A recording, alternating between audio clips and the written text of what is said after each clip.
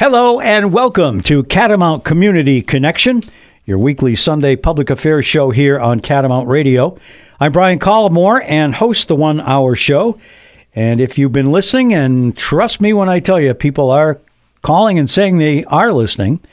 You know by now we speak with community leaders from the business, professional, nonprofit, and certainly political arenas. And we'll try to make our listeners aware of things that are going on, not just in Rutland County, but throughout the state, things that will affect everyone listening in some cases. And, of course, the new legislative session is coming up very quickly.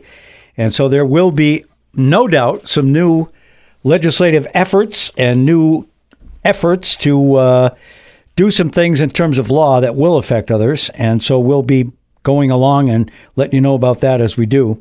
Our show brought to you by the Rutland County Agricultural Society, which has brought you the Vermont State Fair at Rutland since 1846. We're looking forward to the 179th fair coming up this August, 2025. And our guest today is Henry Heck, who has thrown his hat in the ring, so to speak, and would like to become the next mayor of the city of Rutland. Since the announcement of both you and Mike Dunches, we had Mike on one time. That was a week ago. So I felt only it would be fair to have you come on. And again, if we have another show in February and maybe early March where, again, he would be on, I would certainly invite you back. But anyway, we have had you on once before, right after the November election. So welcome in, Henry, and it's great to see you again. How you doing? Good morning, Brian. It's great to see you as well. I'm glad to see you come back rested from the sunny south, got a little sunshine and stuff, but things are going very well. I appreciate it. Happy New Year's to you. Yeah, thank you. You too. And we have a number of things that we can talk about. I'm trying to recall all of what we talked about with the mayor when he was on a couple of weeks ago. Certainly the budget was one of the things that he mentioned, and he had presented his budget to the City Board of Aldermen.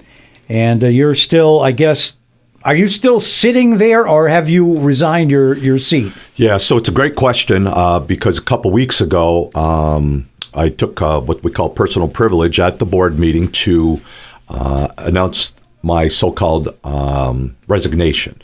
I believe that if in doing so, it would have allowed a person from outside who may have wanted to been on the board to gather a petition and finished up my term. So when you resign, or when a candidate resigns in the middle of their term, it basically will end at that date, and then at the next election, they need to gather a petition to let the voters decide who will sit in that seat or continue on with the process. With the board, it's a 5-6 type of election. So in 1 year, they elect 5 board members. In the following year, they elect 6 members. So that was my intent. I didn't feel, as becoming mayor, that I should put my replacement in there myself. I thought the voters should do it. Was more or less challenged by the chair and the clerk, stating that if I did so, it would need to be done by petition day. Now, in my 14 years of being clerk, I never had heard. Charter states emphatically that the mayor shall make that nomination, that replacement, and it's just, it's how it was. I reached out to the Secretary of State. I do my due diligence, make sure I understand the process, what's going on. I've worked with the Secretary of State before. A lot of those folks have changed over since, my tenure and stuff. Gentleman was very gracious in helping, pointing it out. He could not confirm what the board president had determined in regards to that specific date, nor could he confirm. He said, ethically, Henry, I understand you're trying to do the right thing, but your charter states X. I said, that's fine. So I had not presented a handwritten notice to the clerk's office stating that was the case. I said that I was going to do so after learning some more of the information that I had gathered and stuff. I've decided that I will continue with my aldermanship and either retire, after the election, or if I decide that I have time. And there's an occurrence. I said with my current job, I didn't have the ability to do what I felt was really put myself out there. I'm in car sales. I've been in management for a little bit now, 50 hours plus a week. But I also made a determination just this past week, Brian, that I have actually resigned my position down at Key Honda. Oh. I just was not able to do what I needed to do for those folks and to do what I need to do for my voters that are out there that want me to be the next mayor. It's really taking a lot of time just to put the process together, the things that need to happen, the so-called fundraising, just, reaching out to people. I was born and raised here. I've been in this community for a long time. My family members have been here for a long time. I have some name recognition, from when I worked, as the city clerk. And I'm not going to sit back and just assume that people know who I am and what I'm all about and stuff. I've never done that in my life. I've always worked very hard, no matter what it is. And I feel that in order to accomplish this, I'm going to need to do that. So it was one of those things. So come March 5th, if I'm not the mayor of the city of Rutland, I will still be an alderman, but at the same time, I'll be unemployed and I will be, beating the streets trying to figure out what I'm going to do and stuff as far as that goes. So it's a very big commitment for myself and my family. So you're going to continue to go to the aldermanic meetings and sit on the board.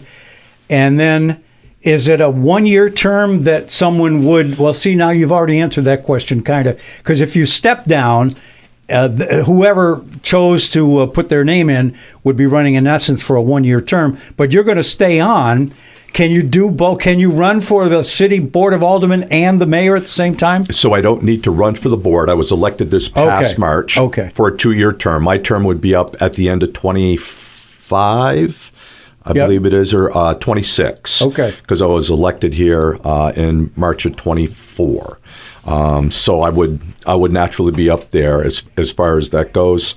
I won't need to. Again, when I'm elected mayor, I'm going to need to replace myself, and I'll look at that, who has run, where they finished. I'm a big believer.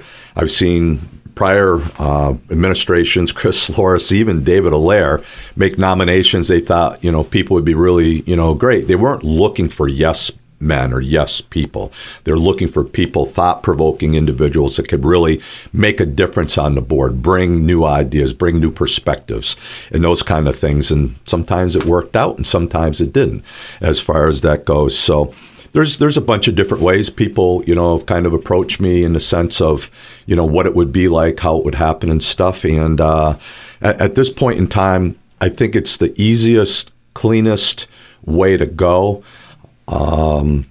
And that's a decision that I have made. I mean, I'm making this announcement to you, which will happen on Sunday. Not too many people would know about that. Actually, I did stop in the clerk's office because they, for whatever reason, were handing out one-year petitions, and I have not handed in my resignation. I'm not sure why they're doing that, but I asked them, let them know what my plans are, so they can stop doing that as far as that goes. And we're moving forward. So right now I'm on the board. I have not missed a Monday board meeting. Some of the committee meetings have been difficult with my schedule, working until 7:00 at night and stuff. And that was a reason why I was thinking about resigning, because of that commitment. But now that I've resigned from my employment there on the 18th, I believe, of this month will be my last day there. Those guys have been extremely supportive and helpful throughout the process and stuff. And it was a hard decision. Yeah. It was a hard decision. So I'm glad we sort of opened this up, because it's much more complicated than I thought. I was like you. I thought, well, okay, he's going to run for mayor. By the way, folks, we're talking to Henry Heck, in case you're just joining us, who has announced that he will be running for the mayor of the city of Rutland on town meeting day on March 5th. He's a current member of the Rutland City Board of Aldermen.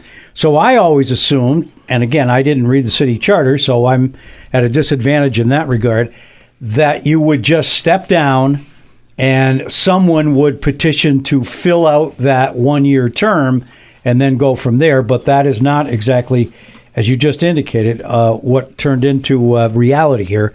So it's kind of interesting that you're in a unique position. I think I don't remember everything with regard to city politics, because I'm not a city resident. I want to make that clear.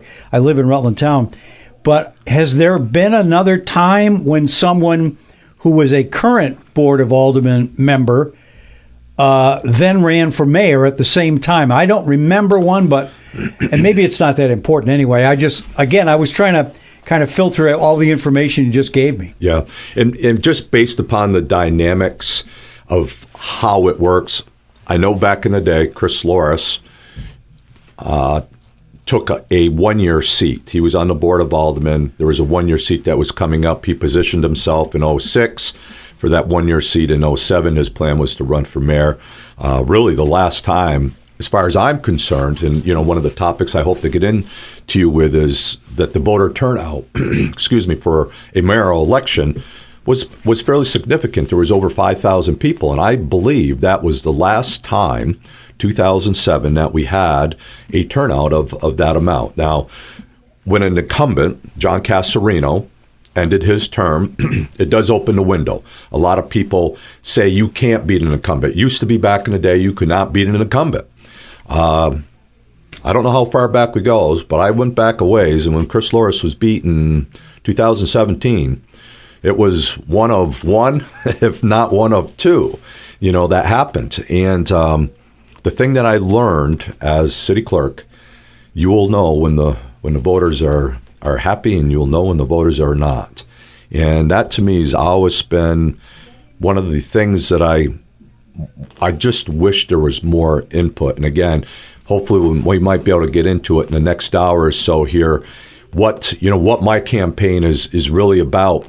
And I'm a kind of a different individual. This is not a long-term thing for me. I'm listening to what the people's concerns are. I'm really digging into what is going on. And let me tell you, it's a mess. It's a mess across the country. It's a mess locally. It's a mess in the state of Vermont. Housing, homelessness, taxes, affordability, sustainability, all of those things. And it's just not easy. You've been doing this for a long time. And I just said coming in, basically what a thankless job this can be. And your statement was someone's got to do it. Yeah. And I feel a lot like you, that if it's not for individuals like yourself, and I have a lot of people that came up to me and slapped me on the back and said, dude, thank you very much for stepping up, because there is just no way that I'd want to be involved in that whole thing. Because at the end of the day, what are we going to really resolve? What are we going to do? But at least, guys like you and I that have served, we can put our heads down and say we've done, what we feel is the best that we can do. And are we making a difference? Will we make a difference? I think in some capacities we will, but at the same time, it's continue to juggle those balls and just, keep moving forward and trying to make a difference. Yeah, I think it is important, too, to note that I say that like somebody's got to do it, not as sort of resigned to do it, and it's really a painful or unpleasant experience. I get a lot of pleasure, not necessarily from introducing a bill in the legislature or being a co-sponsor on something and then following it all the way through. I get more of a kick out of this if I can actually have a call from somebody or an email, or someone taps me on the shoulder at the grocery store and says, hey, I've been trying to do blank, blank, blank with a particular department. We'll pick an example, somebody about renewing their license or something else having to do with the Department of Motor Vehicles, and I can't get anybody to answer. I'm frustrated. Could you help? And that's when I love being able to say, yes, I think I can, and I get a hold of whoever I need to at whatever department, and almost magically, and it shouldn't be this way, but almost magically, somebody calls them back or gets back in touch and they solve the problem, and they think I just did some sort of magic trick. That's really not how it is. It should be that way when anybody does it, but that gives me a lot more pleasure to do it on that level than to pass some mammoth bill somewhere. And you know what it boils down to, Brian? I agree. It's an accountability piece. We're holding people accountable. They're hired to do a job, and we're going to make sure that those people are going to do the jobs they're supposed to do. Okay? It's easy for an individual, COVID. It's like, I don't want to hear about COVID no more. I don't want to hear about, in my business, part shortages and recalls and why we can't do this and why we can't do that. COVID's now moving on, 5 years? Yeah. Okay? It's 5 years. And COVID has absolutely changed the dynamics of how, we live, or what people's so-called expectations of how things should be. When I was city clerk, like yourself, it always made me feel great. It's one thing to run an election, make sure you have voters, to come in and vote and count all that. That was my number one job. But when I helped that little old lady or that little old man that really wasn't sure about an abatement process or an appeal process and what they needed to do and how they could be guided and to give them information, it wasn't just where someone said, go see Henry, he can help you. Well, kind of. I can't solve the problem. I can get the paperwork for them to get it filled out and get them before the board. But that's how it started. But at the end, it was, you really have a serious problem here. And based upon my insight of working with these boards, I think this is what you're going to be told. If I were you, this is what I would, think about doing or need to do to go that extra step. That's why we're there. We're there to help people. And clerks throughout our state and I think our country are looked upon as problem solvers. When people have a problem, it doesn't matter if it's chickens, if it's dogs, if it's noisy neighbors, whatever it might be, for whatever reason, people feel comfortable going to their clerk, expressing some displeasure, and trying to get a resolution or to at least find a way to solve a problem and stuff. And I really did pride myself on that I could have been in the middle of something and someone walked into my office and I would stop what I was doing to go out and serve the public because that's what I got paid to do. Yeah. And I think it's very important. And I think you've accurately described the reaction back in November with the election of how people felt. I don't think there was any big mystery when the votes were counted what the voters thought. Let me just put it that way. They were not happy with what was going on, not just here in Vermont, but nationwide, as people will be quick to realize. But interestingly, Vermont had the biggest turnaround of any state in the country in terms of political parties. That doesn't always necessarily mean that that's a good thing either. I'm trying to stay in the middle here and not get too politically party-oriented.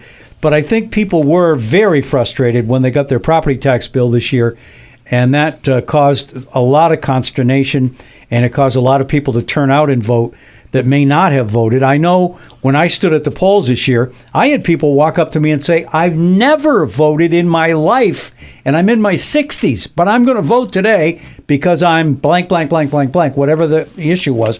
So again, I think you're right. We have an election process that unfortunately sometimes only means 25 or 30% of the people are going to be involved in it. And that's unfortunate because you're allowing those 25 people to decide what we're going to do in terms of policy. So I'm very hopeful that in the upcoming town meeting election, we can get a better turnout than we've had. I know on the average it was somewhere around 3,000, maybe 4,000 city voters turning out. And then it went up. Obviously, if there's a contested race, I think people are more tuned to it. So we'll see what happens. But we had a big turnout in November. Sometimes when it's involved, in an election year of a president, you get a little bit bigger turnout, as you well know. I'm not telling you anything you don't know. In those so-called off years, the voter turnout drops a little bit. But I'm hopeful in March we'll get people to turn out.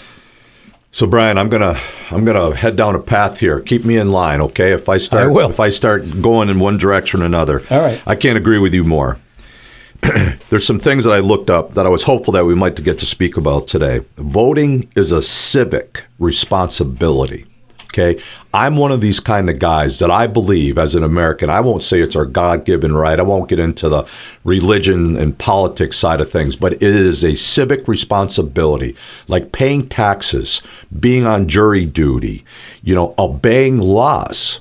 This is what this country was founded on, was the ability to go out and elect our representatives. And I'm not sure where the train has left the track, but people are just so disengaged. They were so disengaged. And it's unfortunate that it takes pain. I always say They won't do anything until they feel pain. What's pain? Pain is financial pain, yep, legal pain, whatever it may be. People are not happy. I am hearing it. And it can be a very simplistic thing. It can be a huge national type thing. But people are not happy. There's no question about that. And because of our so-called military and what we fight for is democracy. And that's the number one thing.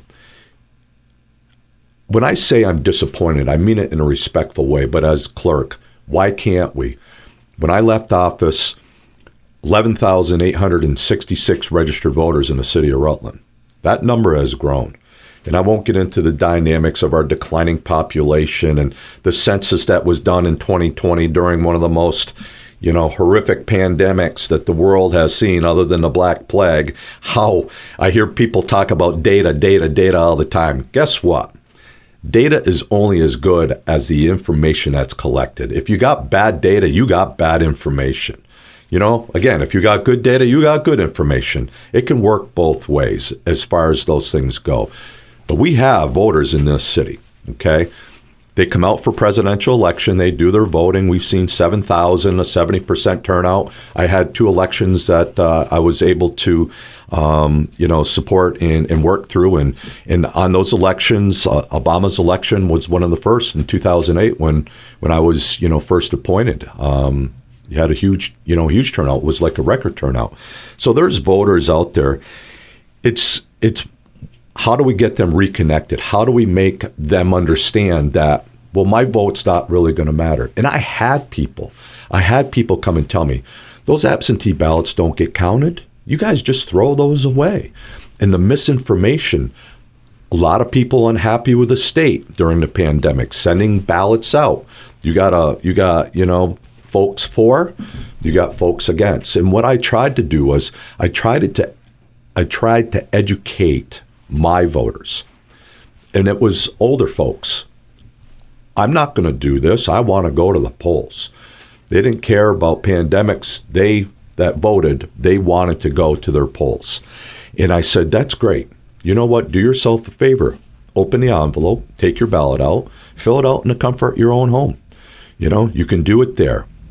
You bring it to your ward that you want to go and that you vote for. You walk in, you get checked off the checklist, and you can bring your ballot and you can put it in that box. People want to make sure that that's being counted. And that was the thing that I tried to pride myself on. Every request that was sent out, we gathered and we presented. And again, going through the checklist and matching up the ballots and those things. The machines are very accurate and stuff. So I know there's things out there people believe in, in certain elections that ballots are added and, votes were cast and stuff.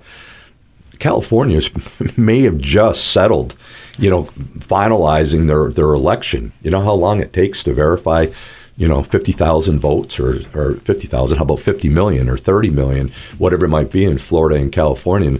And I can understand the dynamics. It just doesn't happen overnight. They have to be verified and all those things have to be done. So I'm a believer in the process. I believe that, it's legit as far as that goes. But for me, in my campaign, I'm really going to emphasize getting people out to vote. We're going to look at doing a registration type campaign. We're going to do some information on Facebook. If someone wants to vote and they have not voted, I ran into a friend of mine I've known for 40 years. He's never voted. He's nearly 70 years old. And I said, if I get you registered, will you vote? And he said, Henry, I'll vote for you, but it's the last time I'm going to do it. So it's one of those. And people may say, well, what's one vote? But it starts with 1. And then 1 is 2 and 2 is 4. And before you know it, it makes a difference. Because if everyone thought that way, there would be no one out. Or you're going to have people that are very organized. And they will, I won't say take advantage, because they're not taking advantage. They're just following the rules. So if you get a political party, whatever it is, very well organized, and they all know when the button's pushed, this is who we're voting for. I can't say that it's right. I can't say it's wrong. I heard people were very upset. the Rutland Forward people are very aggressive in regards to their campaigning. They were using palm cards. And I had people reach out to me. They can't do that. They can't do that. Well, yeah, they can do that. The law states that there's just a card. It's an old-fashioned thing for the lady to put in her purse to carry, into the polling location, and she can pull out so she knows who she wants to vote for and those kind of things. So there are rules out there. Some people can circumvent them a little more than others as far as that goes, but those things are legal. So when you have parties that are well organized, well funded, again, money's pretty much everything. Yeah. When it comes to those things, you do what you can to do. But the emphasis here is we should be able to get between 4,000 and 5,000 people out to vote for a mayoral election, which is every 2 years. The primary, that the state holds, what a waste of money and time and everything. It's barely 10, 15%, 18%, doing those things. And I understand why it has to be done, but the emphasis, how do we change it? And I don't think it's right that we make people vote or we force them to vote.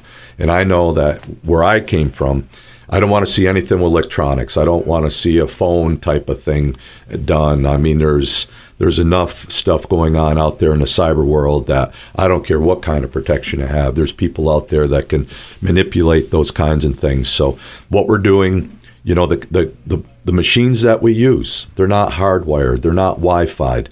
It is a counting machine that's just programmed to utilize the names on there and when the box is checked and to break down that data. So it's going to be very important for this election coming up. This mayor was elected by 1,700 people. 1,700 people decided who the mayor of the city of Rutland would be at the last election. 3,000 total votes, right, wrong, or indifferent. It is what it is. But there was still 11,000 people that could have, made a difference in how it would have been. I think if the mayor was elected and there was a majority of whatever you want to say those votes were, then people can look at it that way. And it's funny when people would see me in a grocery store after an election or something, they would start, and I'm sure you've seen them. Oh, yeah. You know what my first question would be to them? Did you vote? Did you vote? Yeah. Well, no. Well, and I would say, have a great day. Yeah. Because this conversation's over with right now. Good to see you, but head along. We're talking to Henry Heck, who has announced that he will, two things. He will stay on as a Board of Aldermen member, and he's also going to run for mayor during town meeting election on March 5th. So hopefully we will get that turnout that we've been talking about. We're going to take our first break here on Catamount Community Connection, and we will be back with Henry Heck in just a moment.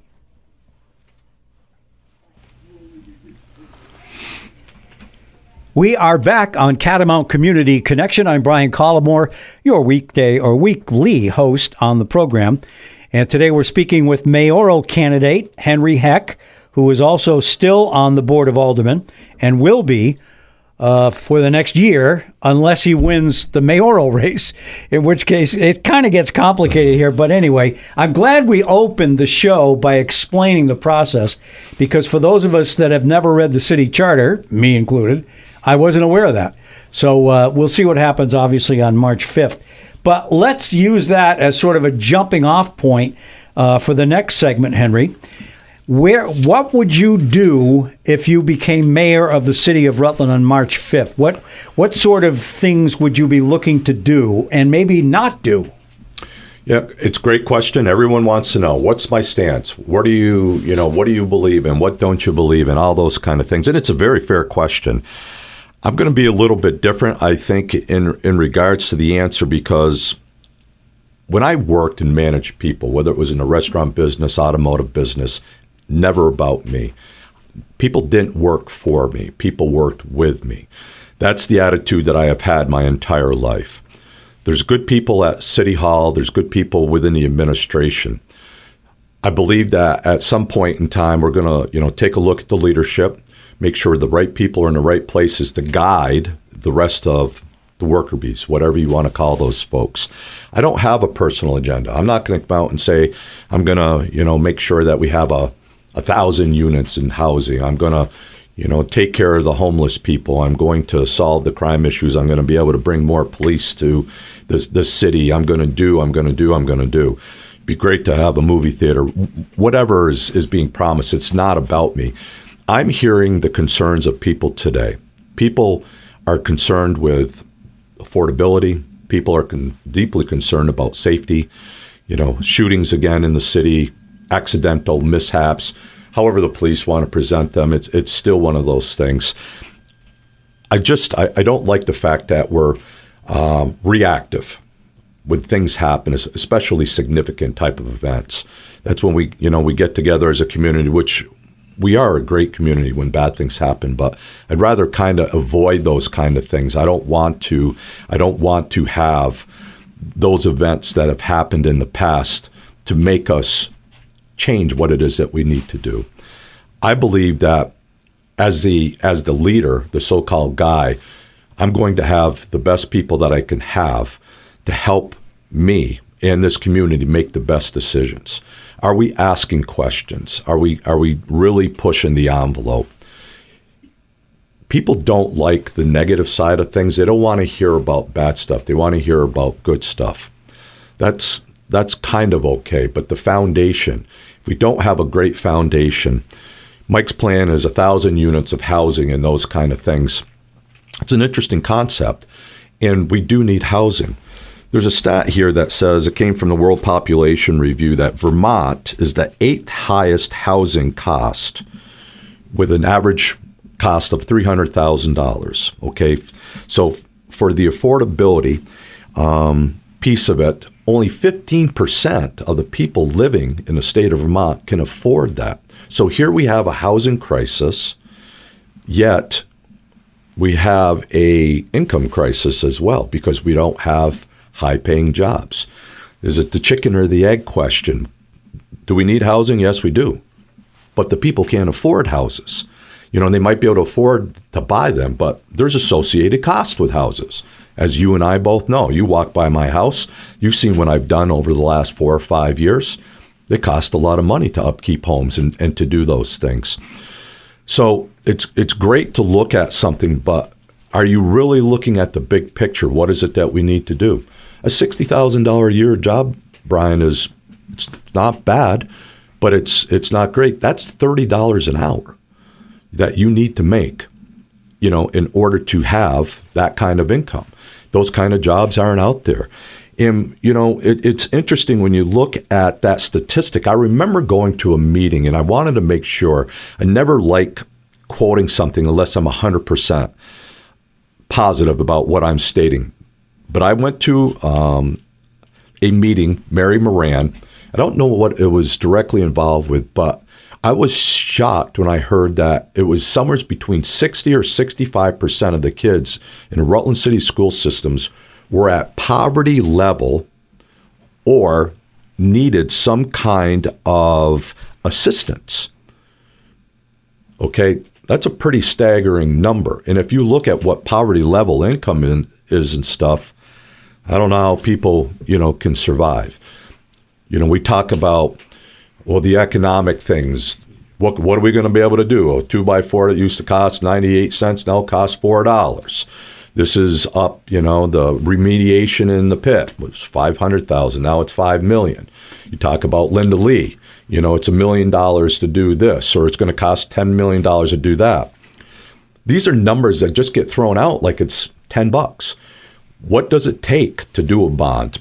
And, during the budget process, when we went through and we were setting rates at the end, the water and sewer really went up significantly.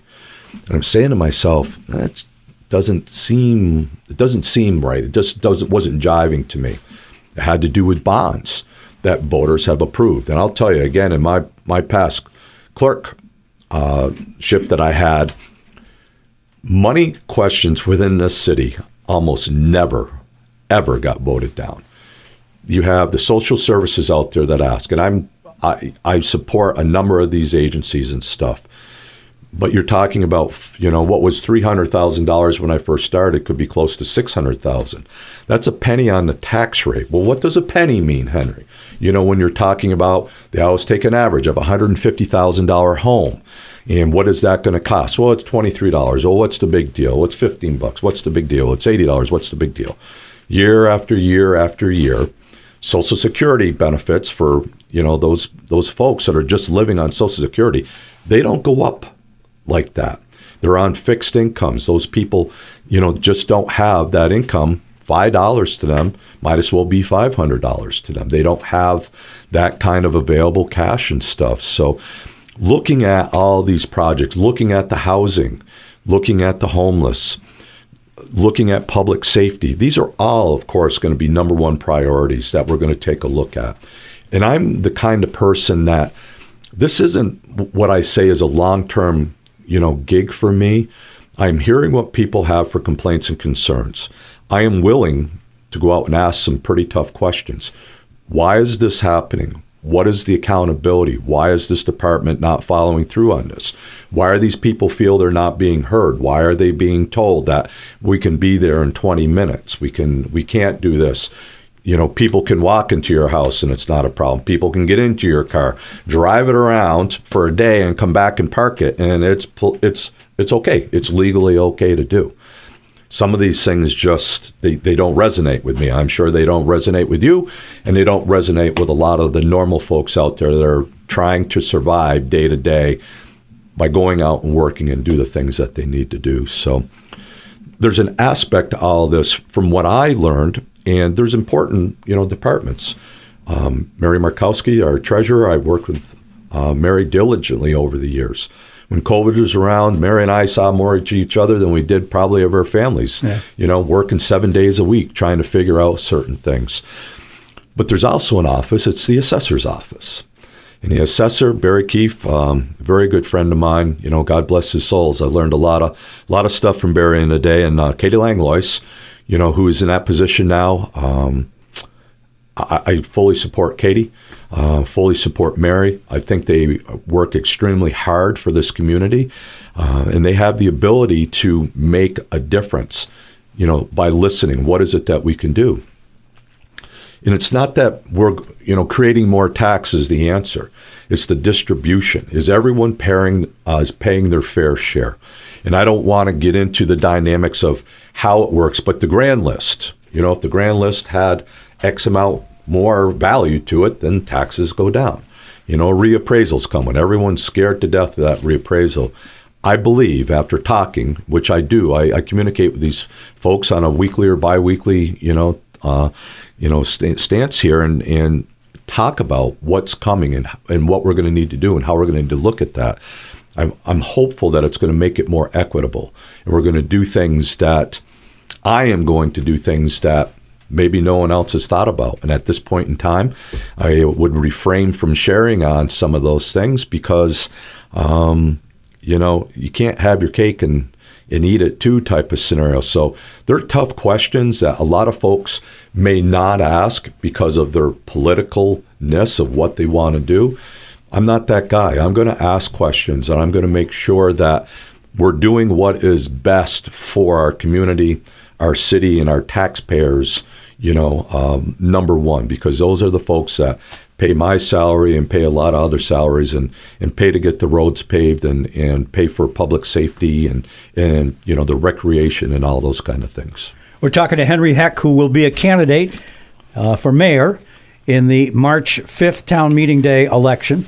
And he's also going to stay on the board of aldermen until then. And then depending, obviously, on what happens on March 5th, he'll either fill out the remainder of his term on the board or at that point step down and become Rutland's new mayor. I don't think by any measure I've ever seen there's any argument, and you bring up a really interesting point earlier, Henry, that we pay a lot of taxes. There's no way around that. Vermont has always been, at least for the last 10 or 12 years, and I've watched these indices all the time, we're in the top 10 states in the country in terms of taxation. So, you could pick one metric, property taxes, for instance. I think we're number 8 in the country in terms of being the most expensive property tax situation. Now, one can argue, and justifiably so, that that's just one measure. For instance, income tax is another one where you're giving part of your salary back to the government to do certain things. And so maybe we're high on the property tax, but not so much on something else. So I understand that it isn't just one thing that you can pick out. But regardless of what metric you use, we are very, very heavily taxed in the state of Vermont. And the orientation, and I've seen this will be my 11th year in the Senate, that the orientation for some in Montpelier is always sort of, okay, how do we raise more revenue instead of how do we cut back on what it costs us to do stuff? And that's, I think, basically the difference between the way people thought about the November election. I think they're ready for people to say, wait a minute, let's take another look at how we spend money. I don't think we need to tax anymore. I think we raise enough taxes. We need to redistribute them and maybe take a more thoughtful approach as to what's really working for people and what isn't. So everything that you mentioned in terms of the issues, public safety and housing and the homeless and all that, those things cost money. There's no way around that. Someone's going to have to pay more money than they are now in order to fix those, unless we take another look at the problem and say, okay, here's where we could cut from here and then move that over to something else. So I just offer that as sort of an observation with respect to the legislature. All too often, I think we get caught up in, okay, we got to raise more revenue, which means there's no way around it. Increasing taxes. And I'm not a big fan of that. I think we're collecting enough. We just have to figure out how to spend it more wisely. And, I couldn't agree more. Analogy coming from my field that I'm in right now, a lot of people may want to buy an Audi. Audis are really nice cars, you know what? But Audis can be $90,000. So the state of Vermont is basically selling Audis to people that can barely afford, their sister Volkswagen or Kia or whatever you want to say, and not being disrespectful to those guys, but you have a caviar a champagne taste on a beer budget as far as those goes, and that's what we're looking at. And the people in this state, we just don't have a lot of high paying jobs. We're a kind of touristy type of environment. Vermont's known for its industry of tourism, whether it's fall, skiing, snowmobiling, hiking, biking, which is all fantastic. It's all great. But people can't make $100,000, and the cost of living, again, looking through some of this data, which everyone likes to look through and stuff, you need to make, I think, around $96,000 within a household in order to survive, in the state of Vermont now. And there's not a lot of households that might be able to do that. Childcare, healthcare. People want to talk about that. I understand, Mike was talking about the budget and those so-called fixed costs. There's nothing we can really do about that. Well, guess what? Unions dictate what they will contribute to and not. And the unions within the city have worked with the city in the past. They used to pay nothing. And just, a little bit ago, they started to pay. The people that are employed by the city of Rutland, dollar-wise, according to Mike, they may not be paid what they need to be paid, but you look at the compensation package, during the budget process, just in my department, there was 4 people. I mean, the insurance they're budgeting for is $100,000. The $25,000, and not all of them are family plans or whatever it might be. And then we use a high deductible. It's $5,000. Well, guess what? That's $1,250 to me. I had insurance that I was fully covered for $1,250 a month. Or $1,250 a year. That's what I paid. That's it. Believe you me, there's people out there would come and work $15 an hour if they could get that insurance package as far as those go. 10 days off of paid leave for holiday and floaters and those kind of things. So the people within that community, the City Hall and stuff, they have it pretty well. There are other people out there that would, love to have those positions. Do we open up? When you go through union negotiations, that's one of those things you look at. Hey guys, sooner or later we're gonna have to ask you for a little more, even if it's 2%. It's something to try and alleviate some of that, taxation that the regular taxpayer has to pay to provide us with, great benefits in those kind of things. So there's always things that you have to look at. They're hard questions, but it's just a question. Unions can say, yeah, we can help with that, Henry, or this is what we may want. It's always a give and take. You've seen it before in those things, but you have to ask the question. And I kind of have a saying there, doing nothing is acceptance. Yeah. You don't like what's going on? Guess what did you do about it? I didn't do anything. Well, guess what? You support that then. I don't support that. No, you do. Because if you do nothing, to me, that's acceptance. So, getting involved in this, again, the commitment to the time, the commitment to, a lower salary that I'd be looking at, the commitment, that none of that matters to me because, there's a so-called bridge and, something I haven't brought up because I'm not sure how people would feel about it because of our community. But is it a time for a city manager? Do we bridge to there? What would that process look like? How would it be developed? Who would be in charge? I believe it would give the Board of Aldermen a little bit more teeth to give them more responsibility. It would take the politicalness, if I may, out of that so-called equation. Professional people that are trained to do what is best for the city and municipality. Of course, there's guidelines about things that they want to do and stuff, but that's what they do. They're not red, they're not blue, they're not pink, they're not purple. They're there to do a job, and that's what it would be. And I'm a believer that maybe it's time. And I would absolutely have that dialogue and conversation with folks out there to see if it makes sense. And if people want something like that, I would utilize myself as that, what I call bridge to cross over and allow this city to become managed by a professional. And if they don't, then we continue on with the same process. We've gathered information. We've looked at things. You don't know who you might meet, what you might, get out of those kind of things and stuff.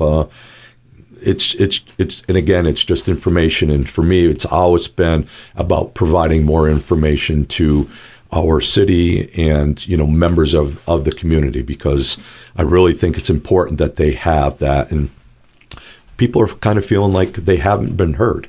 That's the number one thing. Yeah. They just have not been heard. We're talking to Henry Heck, who will be a candidate for the mayor of the city of Rutland in March at town meeting, and also he'll be on the Board of Aldermen until then. And we will take our second break here on Catamount Community Connection. We have about 9 or 10 minutes left when we come back in just a moment.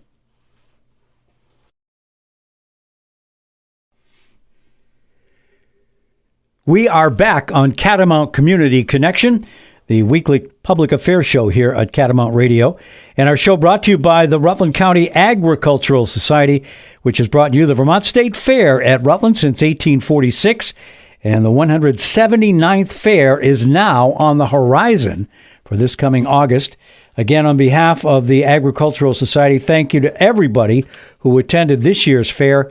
And I know people are already looking forward to it'll be a lot warmer in August than it is right now, so that's part of it, I'm sure. But we always enjoy the fair and thank them for their support of the program. And I'm Brian Collamore. This week, Henry Heck has joined us, and we have about 9 minutes left, Henry. If there's any other issues that you want to bring up, any other sort of ideas that you have for your campaign, we will have you back on at some point, I'm sure, in the month of February, and possibly on that Sunday right before town meeting week, but we'll have to see how things play out, whether there are people that actually are asking me to be on the show. Sometimes people do. Sometimes you wonder who's actually listening, but it's been a great enterprise for me. So welcome back, and anything else we want to talk about? Yeah, Brian, I just, I really appreciate the opportunity to kind of reach out to people and understand who I am. Again, as I stated, I was born and raised here, went to local public schools, my wife and my kids. I went to Rutland High School, graduated from there, went to Caston University.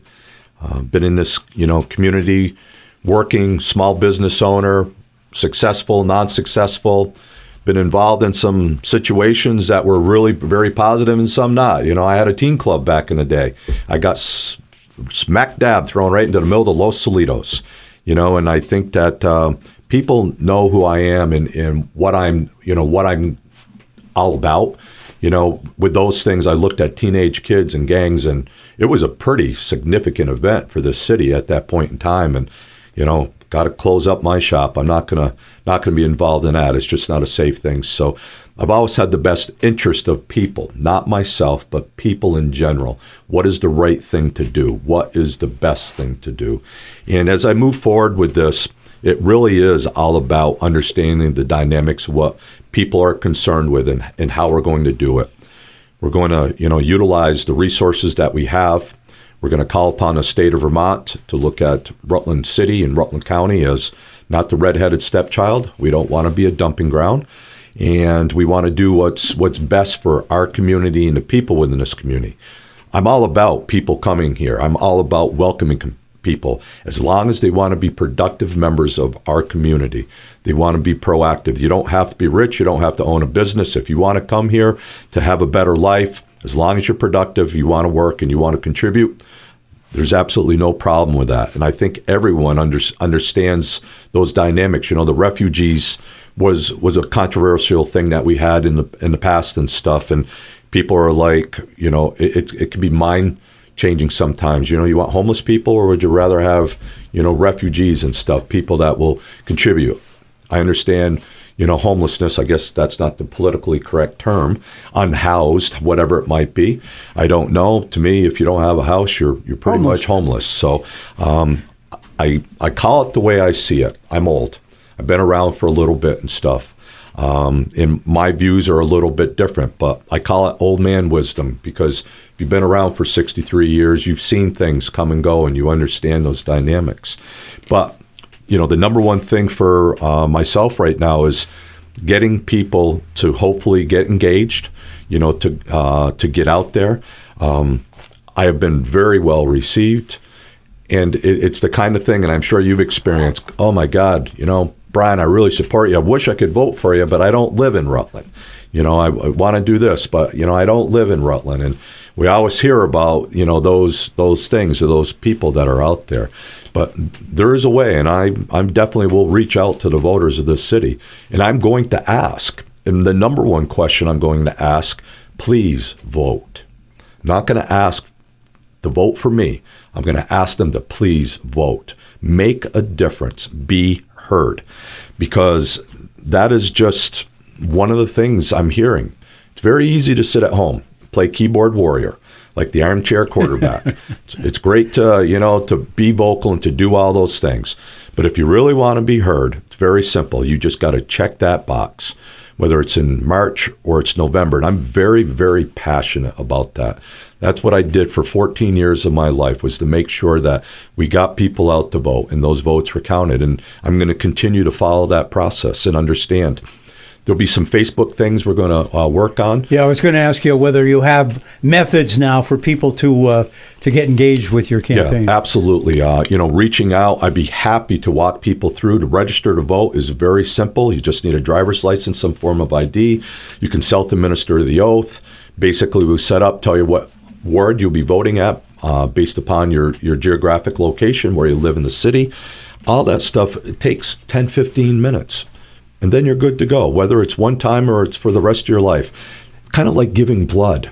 A lot of people are afraid of doing that. Then there's people who have given blood their whole life. I gave blood for a long time until a health thing happened where I had to be put on a blood thinner, one of those kind of things, and it creates a problem. I got to go off it, and my doc doesn't like me to do that. So those are just things that I can't do. But I think that as we move forward, there will definitely be those resources if people want to understand, what they need to do in order to do that. Absentee request. It's very simple. And it was a thing that you brought up in March. I heard through, the grapevine maybe about eliminating the March election. Not eliminating, but moving it. If you got a March day where it's, 50-mile-an-hour winds and it's 12 below zero, a lot of people may not want to go out to vote. what would the difference be if this was held in June or July or May or April, whatever it might be, because of those winter months. So it's an interesting question, dynamic about what it may be like. But, March election day, town meeting day it's been that way for a long time. And I think it'll continue to be that way. So we're Vermonters.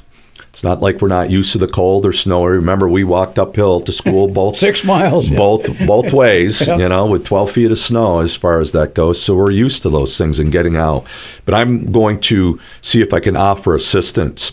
My understanding is as I reach out to some of the older voters, and what it seems like they've lost a little bit of their interest, in finding out that transportation could be a problem. So, I'm going to try and devise a plan where maybe, I can get some folks to volunteer to, take folks from their homes to, their polling locations, or again, an absentee ballot. If they don't want it to go into the mail, and then trust us to deliver that ballot to their polling location, very secure, inside ballot, outside ballot, needs to be signed off on, and those kind of things. It's something I prided myself on, making sure that the security in the process was always followed. So there will be things out there that we're going to look at and to be able to help people. A lot of snowbirds, take off for Florida or Arizona, whatever it might be. You can still vote. Mm-hmm. Those absentee requests should be coming out 12th, 13th of February by statute. As far as that goes, once the petition date, which I think is around the 25th of January this year, 3 days to rescind, or that Wednesday, whatever that 5th or that last Monday is, it's until Wednesday. People have the ability to withdraw their candidacy if they wish. It's, again, built into the state statutes. But once that day hits, then by X, I think it's within 14 days, ballots need to be at your city clerk's office or your clerk's in town's offices as far as that goes, which absentee request will be sent out. So that insight, that knowledge I've had, it's always instilled in me, and it's part of the process and the pride that I take. But helping people to do that is not a big deal. It is very simple. It's just basically picking up a phone, making a request, and getting registered is very simple. You can do it online now. I mean, Motor Voter, is one of those things. So the state is trying to make it as easy as it can be. And I get that, and I respect that. But you know what? You got to get off your couch. You just have to make an effort. And I think that it is your civil responsibility to do so. And I would hope that everyone looks at it kind of like the way I do. It's one thing that you can do, once a year, and it's not going to cost you anything. And it does make a huge difference. Sure it does. We've been talking to Henry Heck, who's running for the position of the mayor of the city of Rutland on town meeting day, November 5th. We'll have you back on at some point, Henry, and thank you very much for joining us today. Brian, I really appreciate it. I'd like to wish you and all the folks out there Happy New Year's. Seeing it was just a couple days ago. As far as that go, I'm really looking forward to the process here. Super excited about the upcoming events, and going to get out and meet a lot of people and hopefully answer some questions for them. And we will see all of you next week. Lyle Jepson and Cooper Babbitt will be joining us on next week's program here on Catamount Community Connection.